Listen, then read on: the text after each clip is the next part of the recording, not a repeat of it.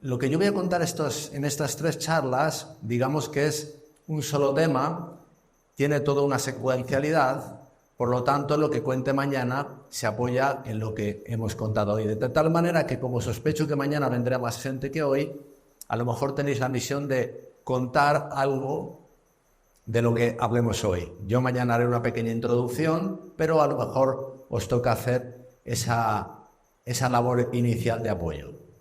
Así que, sin más dilación, os voy a mostrar aquí en pantalla. Mirad, esto es una frase sacada de una cita de la hermana White. Ni siquiera he puesto de qué libro está sacada, pero sí hemos una cosa muy importante: la fecha. Esto lo escribió ella en el año 1896. Y dice así, lo estáis leyendo: este es el mensaje que Dios ordenó que fuera dado al mundo. Y de esta frase yo he sacado el título de esta jornada de tres charlas. Ahora, os quiero hacer una pregunta antes de nada. ¿Alguien conoce esta cita? Es a título de curiosidad, esto no es vinculante. Bien, veo una sola mano. Bueno, pues esto lo escribió ella en el año 1896. Ahora, aunque no estéis familiarizados con la cita os parece importante. Esto suena importante, ¿verdad?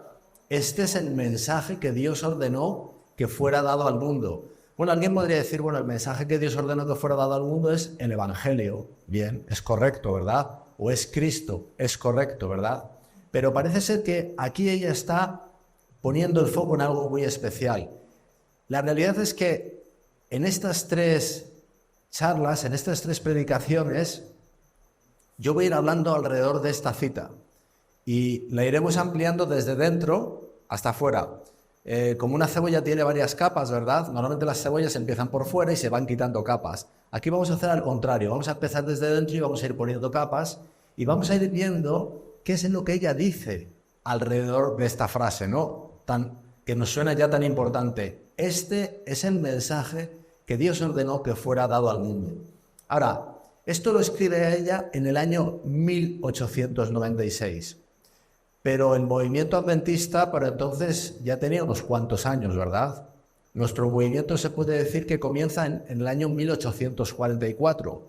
E incluso la iglesia adventista del séptimo día, como iglesia, se establece, se organiza en el año 1863.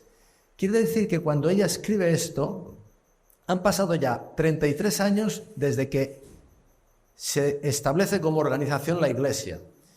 Y han pasado ya 52 años desde que comienza el movimiento. Son unos cuantos años, ¿verdad? Bueno, esto tiene una razón de ser. Entonces, yo hoy voy a dedicar la introducción de este asunto del que yo quiero hablaros en estas 3 predicaciones, haciendo una breve introducción, yendo un poco para atrás a la historia, para ver algo de nuestra historia, para entender qué es lo que llevó a aquella en el año 1896 escriba esto que creo que a todos os suena como algo muy importante. Os quiero comentar muy brevemente. ¿Os parece que entender la historia, entender nuestro pasado es importante? A nivel general, ¿verdad?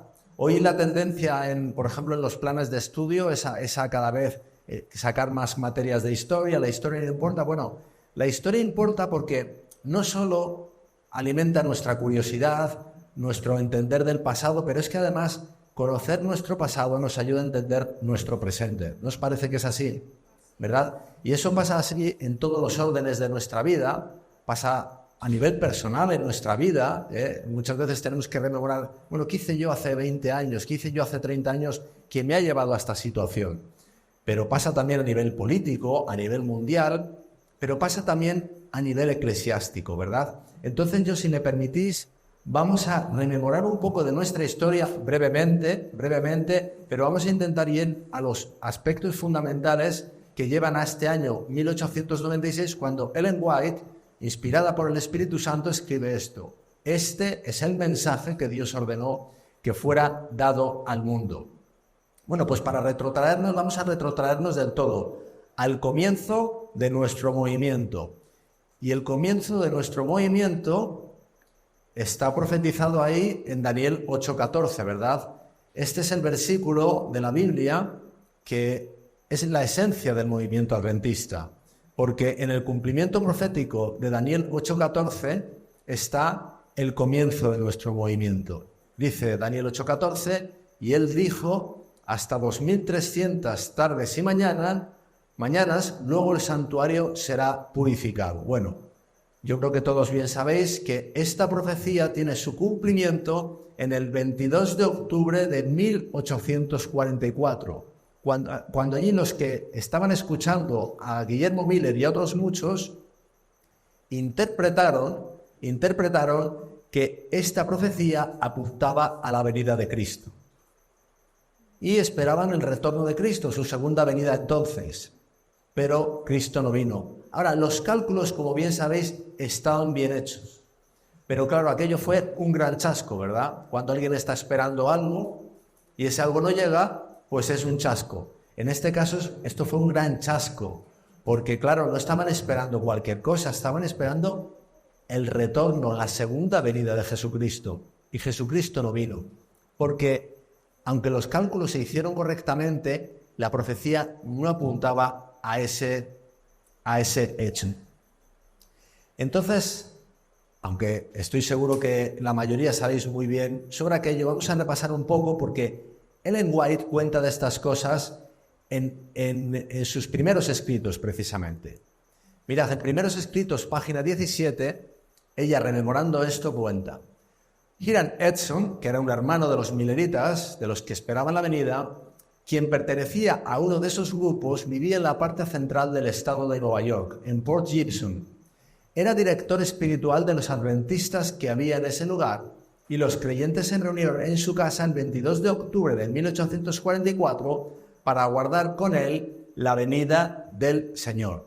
Él estaba entre los que esperaban la venida del Señor.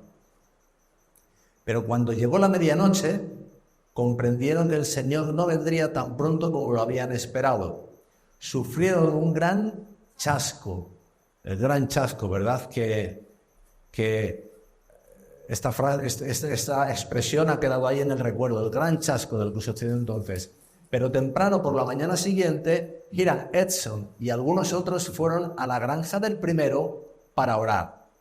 Mientras oraban, el nombrado sintió la seguridad de que recibirían luz. Fijaros qué interesante.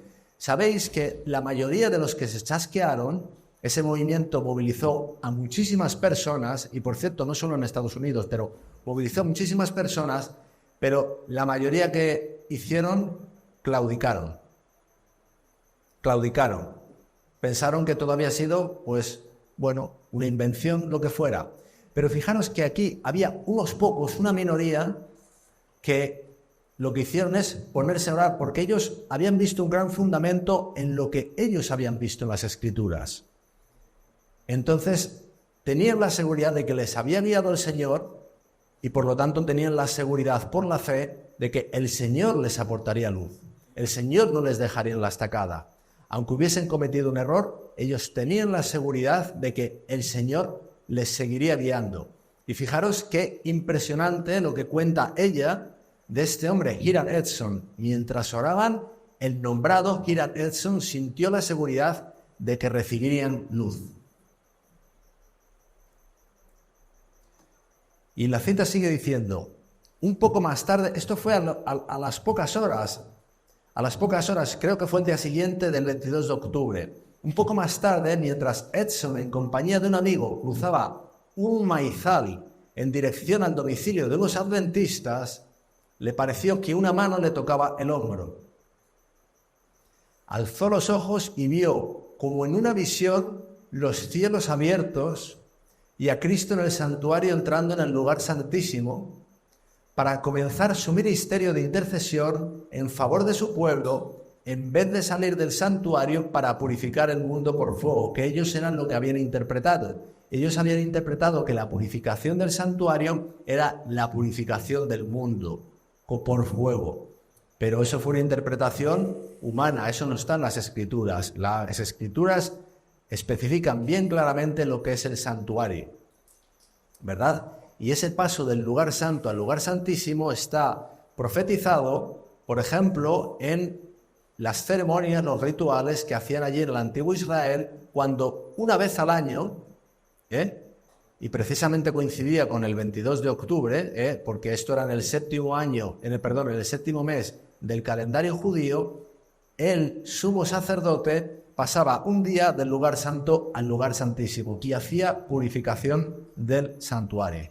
Entonces Hiram Edson, allí desde aquel maizal, vio esa visión en el cielo, donde vio a Cristo que estaba pasando como nuestro sumo sacerdote, el real, no el antitípico que está aquí en la tierra, un hombre de carne y hueso, sino el verdadero sumo sacerdote pasaba del lugar santo al lugar santísimo. Y él entonces entendió que eso era lo que estaba profetizado en Daniel 8:14. Fijaros qué maravilloso, ¿verdad? Y fijaos cuando realmente uno se pone en manos del Señor y pone toda su fe en el Señor da entendimiento de maneras asombrosas. Sigo leyendo. Un estudio cuidadoso de la Biblia que realizaron Hiram Edson y dos acompañantes que tenía, el médico F.B. Hahn y el maestro O.R.L. Crozier, reveló que el santuario que debía ser purificado al fin de los 2300 años no era la tierra, sino el santuario celestial, lo que les estaba comentando, y que esa purificación se haría mientras Cristo intercediese por nosotros en el lugar santísimo. Es decir, eso que en el ministerio terrenal, en el santuario, en el tabernáculo de Moisés y luego también en el templo que edificó Salomón, el sumo sacerdote hacía un día al año. Ese día se extendería mientras Cristo estuviese en el lugar santísimo hasta que saliera de él, ahí sí, para retornar a la tierra. ¿De acuerdo? Ahora, una primera reflexión que podemos hacer de esto, y lo que os comentaba antes, nuestra historia nos sirve para ver dónde estamos y para entender ciertos hábitos que tenemos. Y que a veces son repetitivos, y que a veces son malos hábitos, ¿verdad? Pero esto nos pasa en todo, nos pasa a nivel personal. Pero fijaros, aquí pasó algo parecido que también recurrentemente incidimos en ellos. Nosotros, adventistas del séptimo día, tenemos una cierta tendencia a poner todo el foco en la venida del Señor. El Señor vendrá, y el Señor vendrá, es cierto, pero fijaros que las profecías a lo que apuntan es a la purificación del santuario. De hecho, Daniel 8:14 es la última profecía de tiempo de la Biblia. A partir del 22 de octubre de 1844, ninguna fecha es profetizada en la Biblia. Se profetizan hechos, como la venida de Cristo, pero no tiempos. En otras palabras, la venida de Cristo, la segunda venida de Cristo, no es sino la consecuencia de que Cristo previamente ha purificado su santuario. Y cuando está purificado, Él puede venir. Él no puede venir sin purificar el santuario.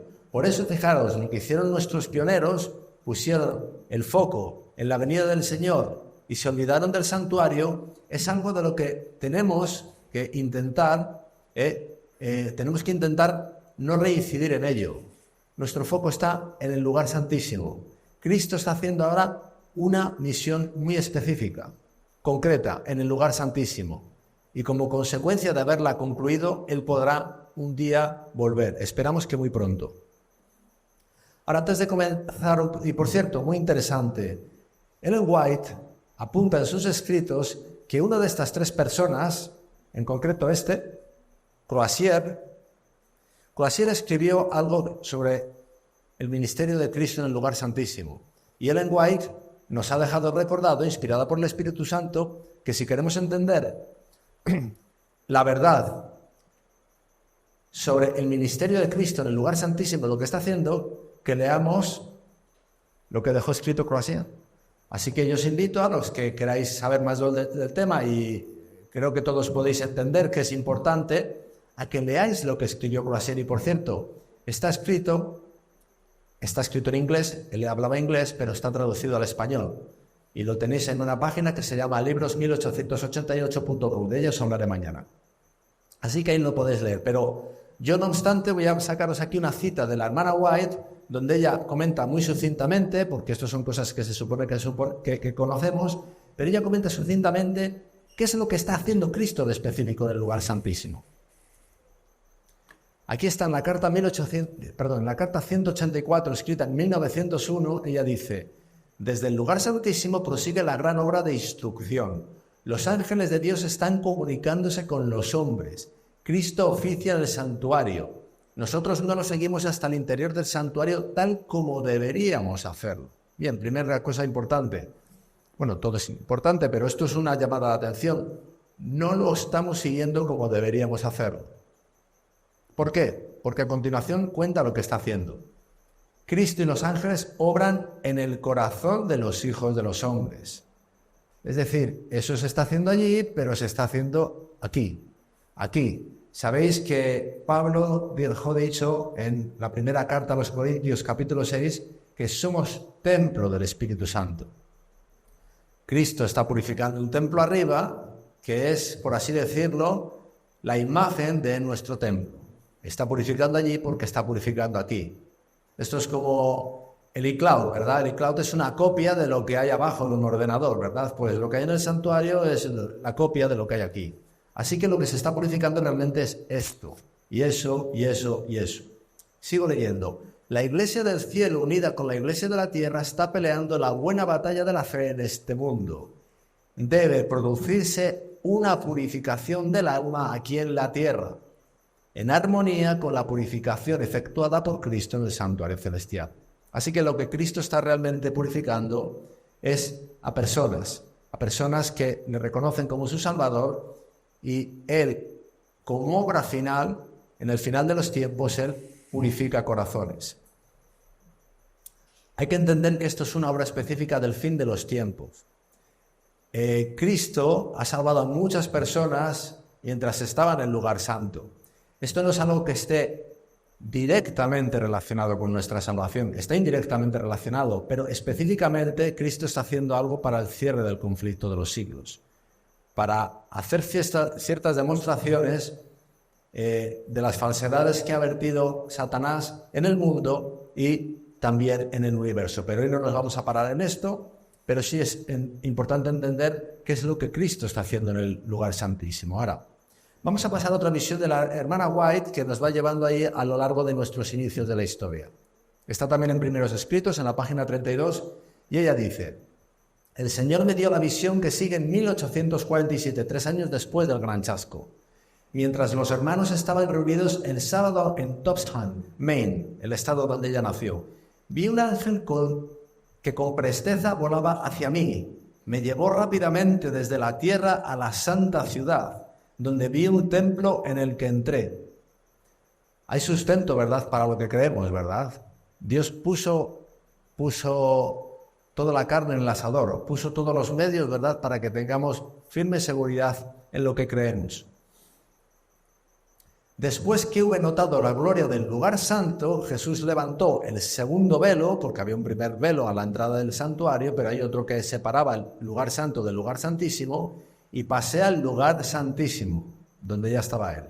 Dentro del arca estaba el vaso de oro con el maná, la florida vara de Aarón y las tablas de piedra, las tablas de la ley, que se plegaban la una sobre la otra como las hojas de un libro. Abriólas Jesús y vi en ellas los 10 mandamientos escritos por el dedo de Dios.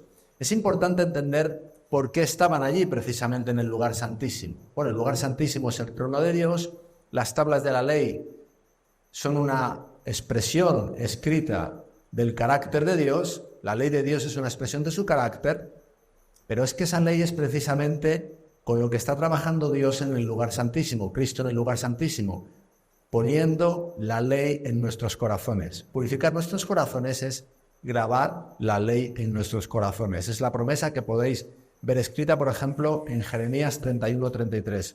Escribiré la ley en sus corazones. Por eso la ley está allí en el lugar santísimo. Entonces la ley de Dios, que era algo que el cristianismo, y no solo el anterior, pero también el de la Reforma, había dejado un poco ya en margen, retoma preponderancia, ¿verdad? Porque está ahí en un lugar importante, en el lugar santísimo. Y ella sigue diciendo: en una tabla había 4 mandamientos. La primera se refiere a los 4 mandamientos que están relacionadas con la relación entre el creyente y Dios. y en la otra 6, la que rigen las relaciones de unos con los otros. Los 4 de la primera brillaban más que los otros 6, pero el cuarto mandamiento del sábado brillaba más que todos, porque el sábado fue puesto aparte para que se le guardase en honor del santo nombre de Dios. El santo sábado resplandecía rodeado de un nimbo de gloria. Parece que tiene importancia, ¿verdad? Y ahora dice, vi que el mandamiento del sábado no estaba clavado en la cruz, pues de haberlo estado, también lo habrían estado los otros 9. Así que la hermana White ve primeramente que la ley no es algo olvidado, pero luego de manera específica que como la ley no es algo olvidado, el cuarto mandamiento tampoco, y que además toma una preponderancia especial y lo ve con una luz especial. Y esto pasa a ser algo muy importante en nuestra predicación a partir de entonces. Tanto es así que da nombre a nuestra denominación. Nosotros nos llamamos adventistas porque esperamos el advenimiento de Cristo, pero además del séptimo día, porque el séptimo día sábado, como día de reposo, es algo que toma parte muy importante en nuestra predicación. Es algo que creo que todos estáis de acuerdo, ¿verdad? Vale, sigue diciendo, y tendríamos libertad para violarnos todos, así como el cuarto, de haber sido clavados. Dice, vi que por ser Dios inmutable, no había cambiado el día de descanso, pero el Papa lo había transferido del séptimo al primer día de la semana, pues iba a cambiar los tiempos y la ley. Parafraseando lo que dice Daniel 7:25, hablando de ese cuerno pequeño que cambiaría los tiempos y la ley. Y el Papa, efectivamente, el papado, allí cuando el obispo de Roma estaba a punto de tomar preponderancia, pero ya en tiempos de Constantino, pues se transfiere la santidad, el reposo del séptimo día de la semana al día de adoración pagano, el primer día de la semana, el día del sol, el domingo. Por eso en inglés, por ejemplo, se llama Sunday, día del sol, ¿de acuerdo? Así que el tema del sábado pasó a formar parte de una parte importante de nuestra predicación y desde luego es algo que tenemos que llevar al mundo, ¿verdad? Y sabemos que va a ser determinante en el final de los tiempos, ¿verdad? Ahora, fijaos, por medio de la profeta del Señor, de Ellen White, Dios trajo mucha luz. Dios trajo mucha luz a su pueblo y Dios traía esa luz para el mundo. Y teníamos que recordar la ley es inmutable y el cuarto mandamiento también es inmutable. Ahora, ¿qué pasó a partir de entonces con esta luz que llegó? Y como decía en principio, todo esto en el ánimo de recapitular en nuestra historia y recapitular de posibles errores pasados nuestros. Bueno, pues mirad, la siguiente cita no es de Ellen White, pero la podéis encontrar en un libro de White porque está en un prólogo. Y la escriben los fideicomisarios del White Estate, hablando un poco de lo que acontecía en aquella época. Está en Testimonios para la Iglesia, los antecedentes, Testimonios para la Iglesia, tomo 1, y dicen ahí los fideicomisarios, era una época de discusión y debates. ¿Qué empezó a pasar entonces? Los adventistas, el movimiento adventista tenía esta nueva luz. Teníamos que recordar al mundo el sábado. Y la manera de evangelizar era crear debates y llevar todas las evidencias bíblicas de que el sábado realmente no está abolido en la Biblia. Y esto era un poco lo que empezó a pasar. Lo están recordando ellos. Era una época de discusión y debates. A muchos de nuestros ministros se los desafiaba a debatir el tema del sábado y otras verdades. Y algunos de ellos hasta adoptaban una actitud agresiva en tales debates. Esto requería consejo del cielo. Y dice a continuación, esos eran los años cuando se daban los primeros pasos en la organización de la Iglesia. Es decir, está hablando por 1863. Entonces, fijaros, se creaban debates, se habla incluso de ¿cuál es la expresión que ha utilizado? Actitudes agresivas. Entiendo que no está hablando de agresividad física, pero de agresividad dialéctica, ¿verdad? Ahora, como decía yo antes también, recapitulando nuestra historia y ver si esto es algo que se puede manifestar en nuestro presente. ¿Creéis que hay algo de esto todavía en nuestro presente? ¿Creéis que tendemos a ir con todas las evidencias que tenemos en la Biblia? Porque las tenemos. y sacar todas las evidencias. Mira, el sábado, esto no está abolido, tal, tal, tal, tal. Y yo esto es algo que he hecho también, ¿verdad? Y es algo que tenemos que presentar, las evidencias bíblicas, ¿verdad? Pero la evangelización no puede ser con discusión y debates, ¿verdad? Yo cuando, en mis primeros tiempos de adventista, yo le hablaba de estas cosas hasta las paredes, ¿verdad? Había un impulso, había un deseo, y es muy bueno que haya ese deseo, ¿verdad? Pero yo lo que me he dado cuenta es que cuando presentamos argumentos y argumentos humanos, convencemos poco. Y esto era lo que estaba pasando entonces, ¿verdad? Y esto también es una representación de algo en lo que podemos estar incurriendo todavía, ¿verdad? Y todo esto, repito, es en los antecedentes que llevan a la famosa cita de 1896. No penséis que me he olvidado, pero tenemos que entender de dónde vienen las cosas para entender lo que ella luego dice en 1896. Fijaros, el estado de las cosas entonces llevó a tal punto que en los años ya 1870 se crea una imagen para una campaña de evangelismo que es esta. ¿Os parece que esta imagen es representativa de nuestro mensaje o del mensaje que debemos llevar?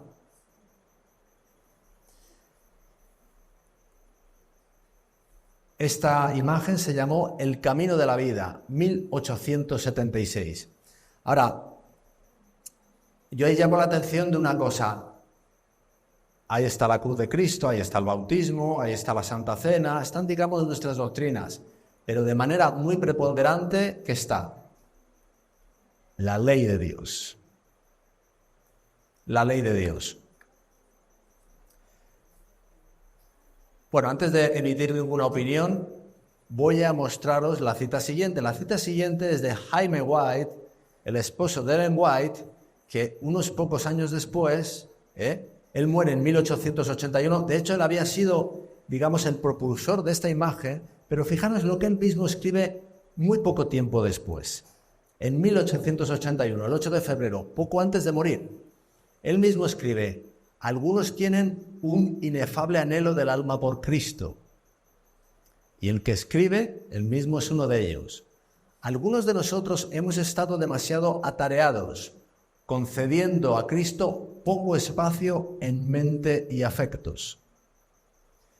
Sigue diciendo, en otros casi todo ha sido teoría, centrándose en la ley y los profetas, la naturaleza y el destino del hombre y los mensajes, mientras que estaban desposeídos en grado alarmante de Cristo morando en ellos. En otras palabras está diciendo, están poniendo todo el foco en las doctrinas son correctas. Esto no quiere decir que las doctrinas haya que dejarlas de lado. Pero, hermanos, os llamo la atención de una cosa. El centro de cada una de nuestras doctrinas es Cristo. El centro de la doctrina del sábado es Cristo. Si no predicamos del sábado, predicando de Cristo, no estamos predicando lo correcto del sábado. Y no me pararé más en esto, pero esto era lo que estaba pasando entonces y para lo cual Jaime White utiliza el adjetivo alarmante.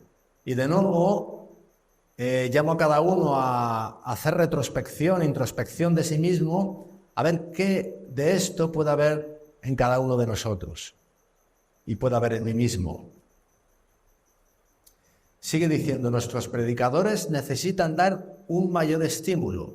Deberían predicar más sobre Cristo y deberían saber más sobre Él, de quien depende toda nuestra esperanza de éxito, aquí y en el cielo después. Fijaos, está diciendo que realmente falta conocimiento de Cristo. Falta conocimiento de Cristo. Es algo serio. Yo os voy a contar una anécdota que me impactó mucho. Fue algo que quedó ahí muy grabado en mi mente, pero ya cuando se grabó en mi mente eran mis inicios de adventista, yo no estaba ni bautizado, pero yo sospechaba que eso era algo que reflejaba muy mucho lo que pasaba en nuestro medio y lo que pasaría en mí mismo. Y era que yo estaba recibiendo estudios bíblicos, y eran unos estudios bíblicos, digamos, en grupo, Y el pastor que nos convocó ese día, pues nos convocó a un estudio bíblico y uno de los que iba para escuchar hizo la pregunta, ¿hoy de qué se va a hablar? Y él dijo, hoy es de Cristo. Y la persona dijo, yo eso ya me lo sé.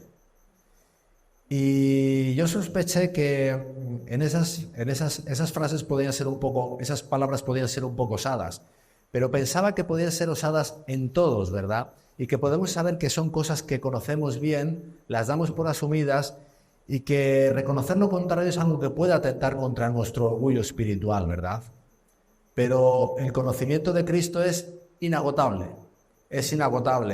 y haríamos muy bien en cuestionarnos cuánto sabemos de Cristo.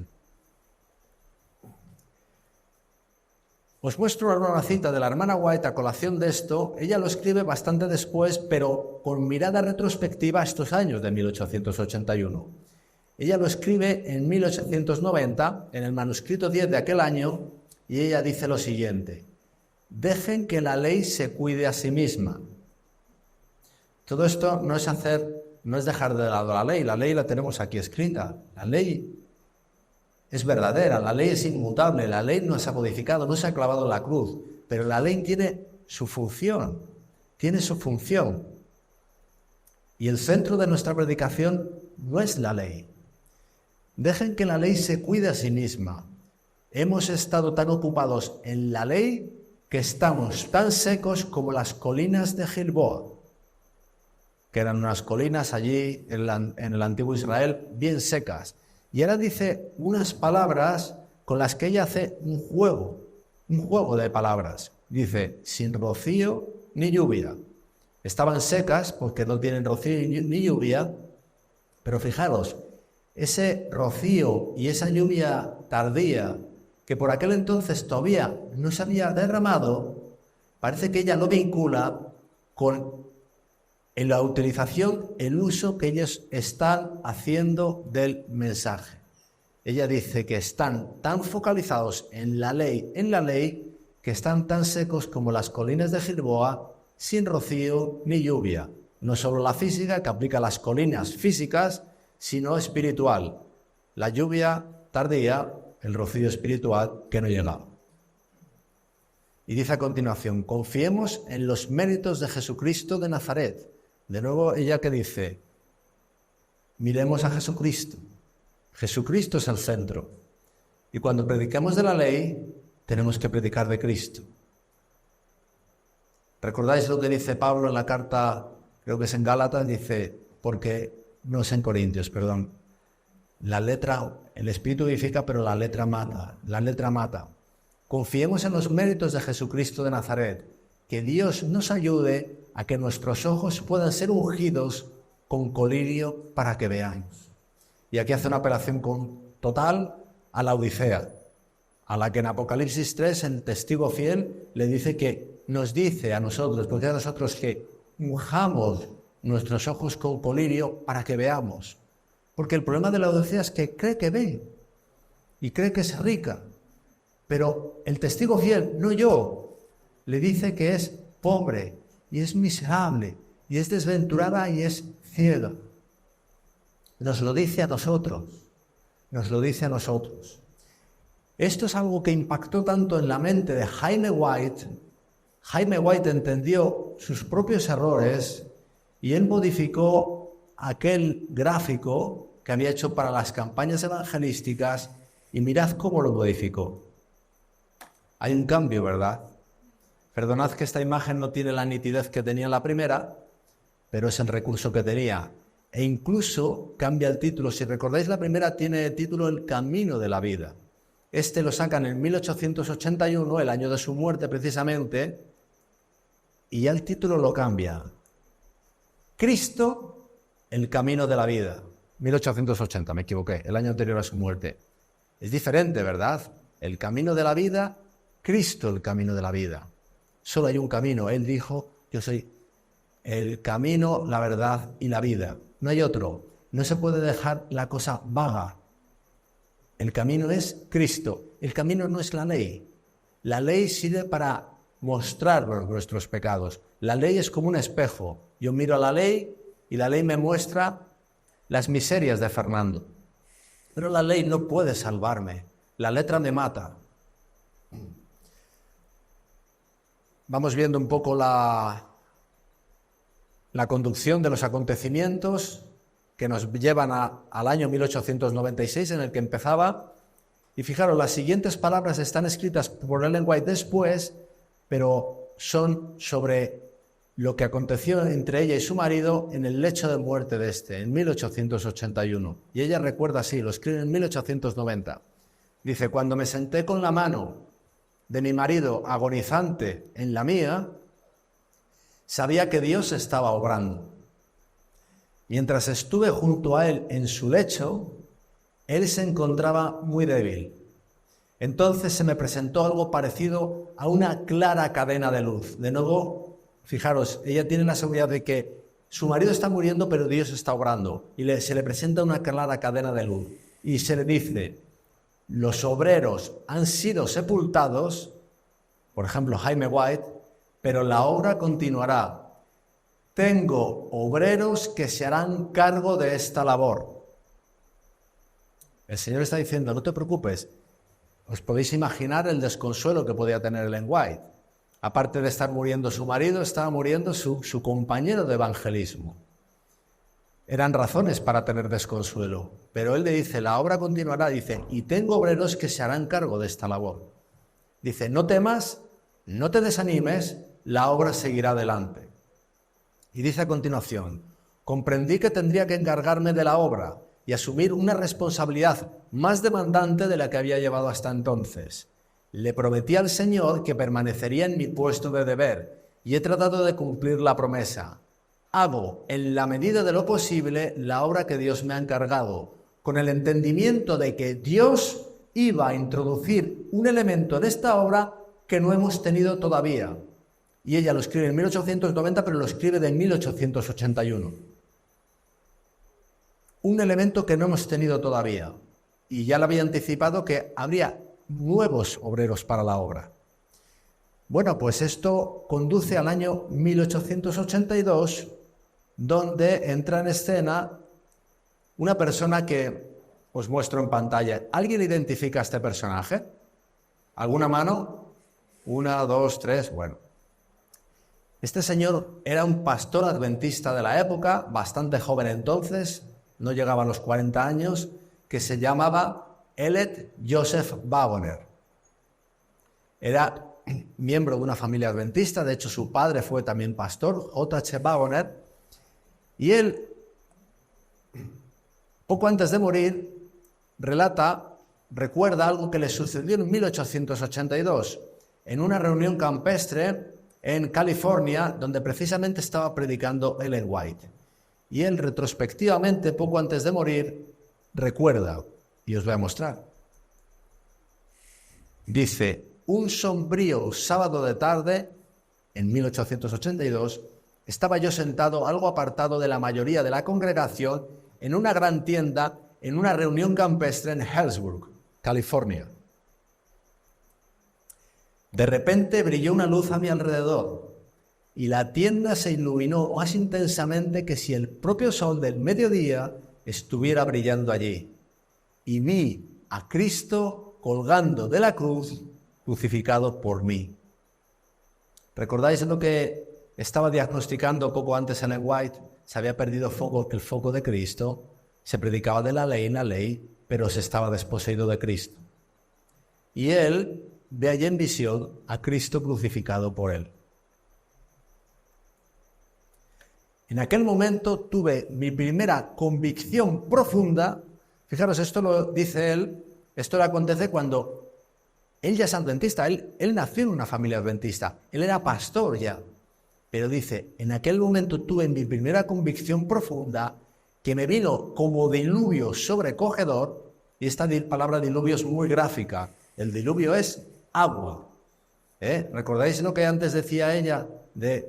Estáis como las colinas de Joliboa, sin rocío ni lluvia. Y él ahora recibe algo que él lo hace análogo a un diluvio. A un diluvio. Vi a Cristo colgado de la cruz, crucificado por mí. En aquel momento tuve mi primera convicción profunda que vino como diluvio sobrecogedor, de que Dios me amaba y de que Cristo murió por mí. Eso tiene un carácter personal tremendo. Cristo murió personalmente por mí, por Liber, por cada uno de vosotros. Y dice el Espíritu de Profecía que si hubiesen tenido que morir solo por uno, lo habría hecho. Lo habría hecho. Así que, de la misma manera que si fuéramos uno solo en la tierra, con la misma convicción, con el mismo amor, Cristo murió por nosotros, por cada uno de nosotros. Y sigue diciendo, sigue recordando él. Entonces supe, porque estaba ante mi vista, que Dios estaba en Cristo reconciliando consigo al mundo. Yo era el mundo entero con su pecado, con todo su pecado.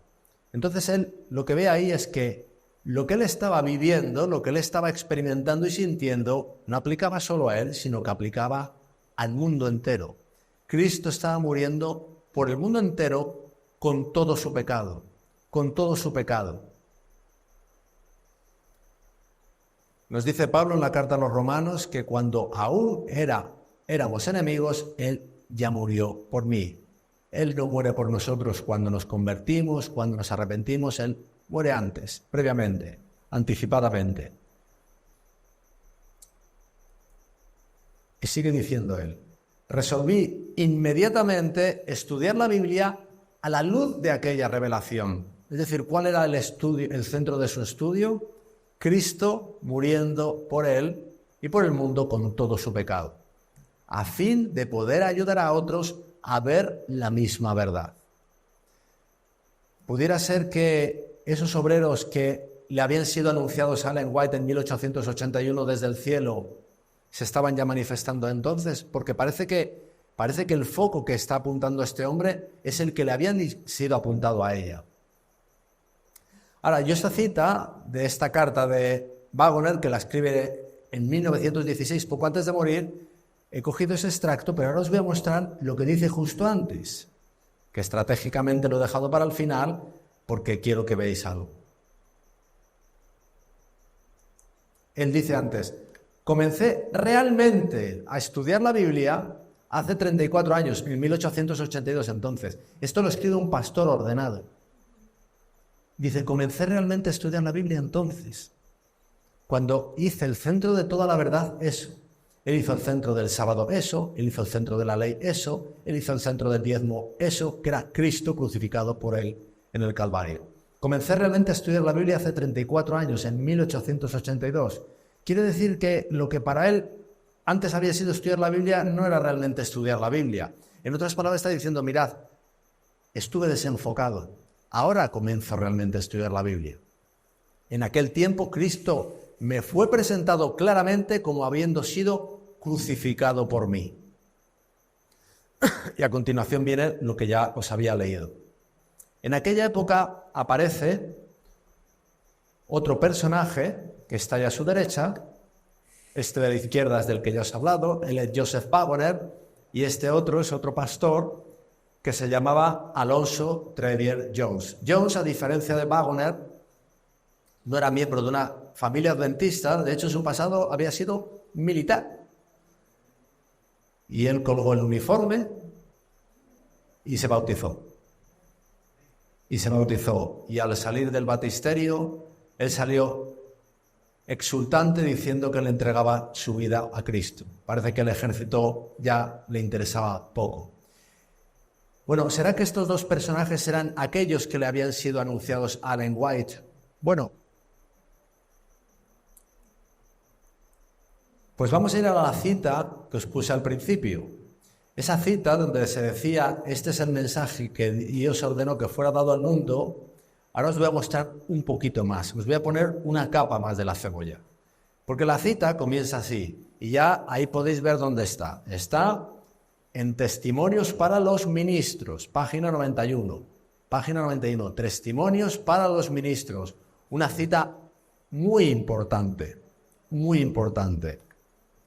Dice, en su gran misericordia, el Señor envió un preciosísimo mensaje a su pueblo por medio de los pastores Waggoner y Jones. Así que ya no es elucubración nuestra, de que simplemente estamos diciendo, bueno, anunció nuevos obreros, ¿serán estos? ¿Serán estos? Bueno, pues parece que sí, porque dice que Dios envió a su pueblo un mensaje por medio de estos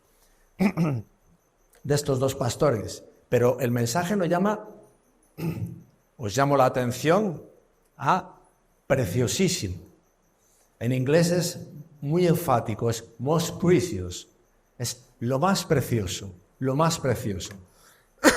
Perdonad, esta mañana contaba a mis anfitriones que tuve la imprudencia de no salir abrigado de casa y paré a desayunar cuando allí por Cataluña todavía hace frío, y espero que no me juegue una mala pasada para hoy y mañana. Hoy vamos aguantando el tipo. En su gran misericordia el Señor envió un preciosísimo mensaje a su pueblo por medio de los pastores Waggoner y Jones.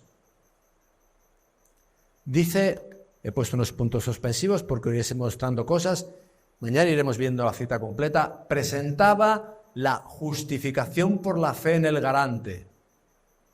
Invitaba a la gente a recibir la justicia de Cristo. Así que ya sirva esta frase para recordar dos nombres que se le suelen aplicar a este mensaje. Uno, el mensaje de la justificación por la fe. Otro, el mensaje de la justicia de Cristo. Y a continuación viene la frase del principio. Este es el mensaje que Dios ordenó que fuera dado al mundo. Así que ya sabemos que ese mensaje que Dios ordenó que fuera dado al mundo es el mensaje de la justificación por la fe, también llamado de la justicia de Cristo. Ahora, esto de la justificación por la fe nos hace recordar a Martín Lutero, ¿verdad? Y a los primeros reformadores, ¿verdad? Y ahí tenemos a Martín Lutero. Muestro esto porque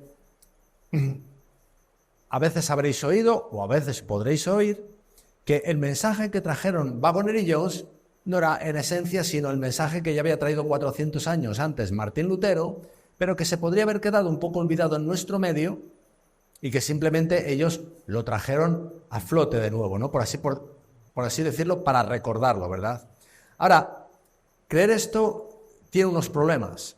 El primer problema es que la justificación por la fe que enseñaba Lutero no podía ser una justificación por la fe, por así decirlo, completamente precisa. Martín Lutero, instrumento que sin duda utilizó Dios para traer mucha luz a todo el oscurantismo que había en el cristianismo de aquella época, después de la Iglesia medieval, recibió luz, pero hay otra luz que no llegó a él. Por ejemplo, él murió siendo calvinista. Calvinista no quiere decir simplemente que fuera seguidor de Calvino. Calvinista quiere decir, y mañana veremos un poco, que él creía en algo que creía Calvino y que él lo expuso teológicamente, que era la predestinación del creyente. Que cada creyente está predestinado, predeterminado para salvación o para perdición. Esto evidentemente es una atrocidad, ¿verdad? Eso querría decir que Dios ha creado personas predeterminadas para perdición. Entonces, Martín Lutero no podía tener toda la verdad sobre la justificación por la fe. Pero es que además, si miramos en el Espíritu de Profecía, vamos a ver las evidencias claras de que la justificación por la fe que estaba trayendo Dios a nuestro medio, por medio de Waggoner y Jones, era mucho más de lo que había traído por Martín Lutero, 400 años antes, 300 y pico años antes. Porque ella misma dice esto.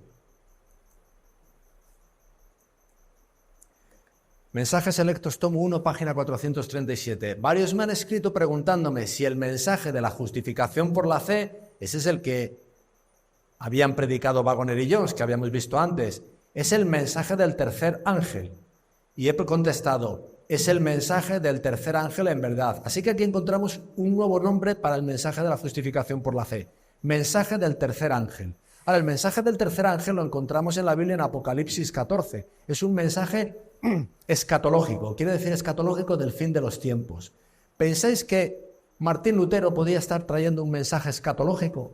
¿Pensáis que podía estar predicando el mensaje del tercer ángel en 1520, 1530? Sin duda no. Los mensajes de los tres ángeles, la Biblia nos especifica claramente que se empiezan a predicar en 1844. Así que ese mensaje de la justificación por la fe que Dios estaba trayendo por medio de Waggoner y Jones no podía ser simplemente un recordatorio de lo que enseñó Lutero. Vamos a ver más evidencias. Carta 24 de 1892 dice, el mensaje, ella recuerda, que nos han dado A.T. Jones y E.J. Waggoner es el mensaje de Dios a la iglesia de la Odisea.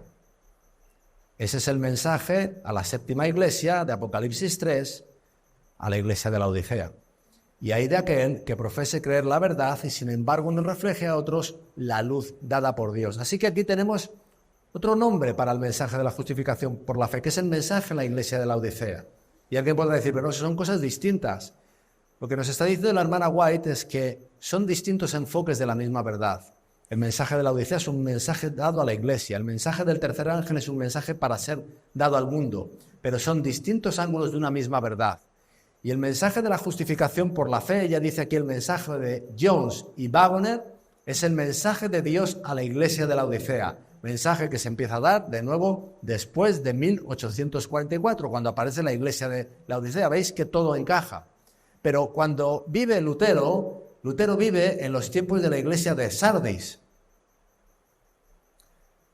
En los tiempos de la iglesia de Sardis, Dios no podía estar dando el mensaje a la iglesia de la Odisea. Por lo tanto, el mensaje de la justificación por la fe de Waggoner y Jones va más allá de lo que enseñaba Lutero. Y ahora vamos concluyendo por hoy, vamos a ver una cita de la hermana White, porque estos dos hermanos, estos dos pastores, Waggoner y Jones, tuvieron el foco de su predicación en una conferencia general de nuestra iglesia que tuvo lugar en el año 1888, en el mes de octubre, en la ciudad norteamericana de Minneapolis, en el estado de Minnesota. Allí fue el centro de su predicación, el punto de inflexión donde ellos por primera vez predicaron claramente ese mensaje. Y ella, recordando lo que pasó allí en Minneapolis, fijaros lo que dice, también para tener claro si realmente lo que estaban predicando estos dos hombres era lo que se le había anunciado a ella, nuevos obreros que traerían verdad sobre Cristo como foco de nuestro mensaje. Perdón, antes de eso, bueno, lo voy a mostrar ahora, ya que lo he introducido y antes os contaré esto. Dice en el manuscrito 5 de 1889, dice, se me ha preguntado, ¿qué piensa de esa luz que estos hombres están presentando? Le están presentando por la luz de Waggoner y Jones. Y ella dice, pienso que la ha estado presentando en los últimos 45 años. Los encantos incomparables de Cristo. O sea que a lo que ellos están predicando ella le llama los encantos incomparables de Cristo. Esta expresión es bonita, ¿verdad? Ahora, nos tiene que hacer pensar una cosa. A mí me tiene que hacer presentar una cosa. Me tiene que hacer pensar una cosa. Cuando yo voy a otro, a un excompañero de estudios, a alguien de mi familia, y le hablo de Cristo, ¿le estoy presentando encantos incomparables o le estoy produciendo sopor que le hace bostezar? Es algo que nos debemos preguntar, ¿verdad? El Evangelio son buenas nuevas, muy buenas nuevas, y Cristo tiene encantos incomparables. Entonces, si creemos que nosotros no tenemos eso en nuestra predicación, si creo que en mi interior, en mi entendimiento de Cristo, yo mismo no veo encantos incomparables, a lo mejor debería retrotraerme a ver qué estaban predicando estos hombres. Los encantos incomparables de Cristo. Y ella dice a continuación, es lo que he estado tratando de presentar ante vuestras mentes. Dice, yo lo he estado tratando de presentar. Dice, cuando el hermano Waggoner trajo esas ideas a Minneapolis, lo que yo os decía en la reunión de la Conferencia General de 1888, fijaros lo que dice ahora, fue la primera vez que oía claramente esa enseñanza expresada por labios humanos, a excepción de conversaciones que había mantenido con mi esposo. Fijaros lo que ella está diciendo, y por favor, meditemos profundamente en esto. En 1888, 25 años después de la fundación de la Iglesia Adventista del Séptimo Día, y cuando el movimiento ya desde 1844 llevaba rodando 44 años, ella dice que era por primera vez que lo escuchaban de labios humanos, salvo conversaciones privadas de ella con su marido. Debía ser algo importante, ¿no os parece? Debía ser algo importante que al parecer en nuestra literatura previa no estaba. y en nuestro discurso habitual no estaba, salvo en conversaciones privadas de ella con su marido. Es muy interesante. Yo no os quiero abrumar con citas, hay muchas citas más, pero la hermana White llega a decir que ella identificó que Dios había puesto en el camino al pastor Waggoner porque él era capaz de explicar la justificación por la fe mejor de lo que ella era capaz de explicar. Porque Dios no da a una persona todos los dones. El que Ellen White fuera profeta del Señor no quiere decir que ella tuviera todos los dones. Y al parecer, pues la capacidad de explicar eso la tenía el mejor que ella. Es todo un ejercicio de humildad y sobre todo de realidad espiritual. Dice, me dije, lo veo tan claramente debido a que Dios me lo ha presentado en visión y ellos no lo pueden ver por no haberles sido presentado como a mí. Y cuando otro la presentó, cada fibra de mi corazón decía amén. Yo creo que es una expresión bien expresiva, valga la redundancia. Cada fibra de mi corazón decía amén. Cuando alguien expresa algo así, quiere decir que está hablando de algo importante y poderoso, ¿verdad? Cada fibra de mi corazón decía amén. Ahora, antes de terminar, la diapositiva que me pasé antes, me iba a pasar.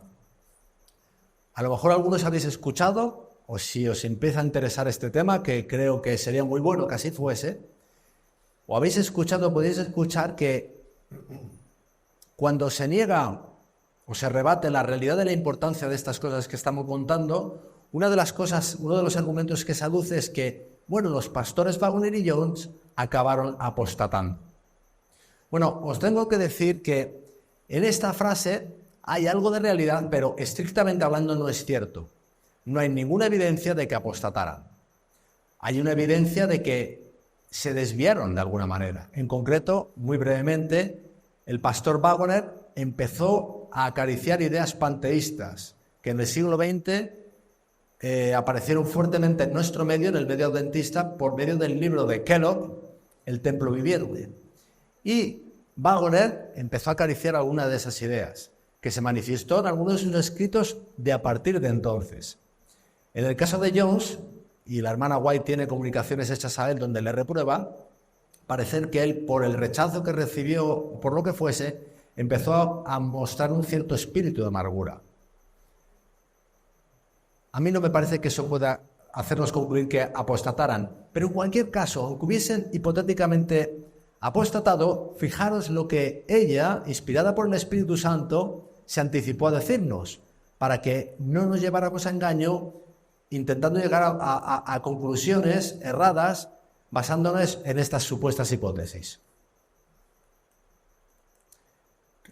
¿Me deja pasar hacia atrás o...? Necesito que me pases 2 para atrás, por favor. Y pido disculpas por el error.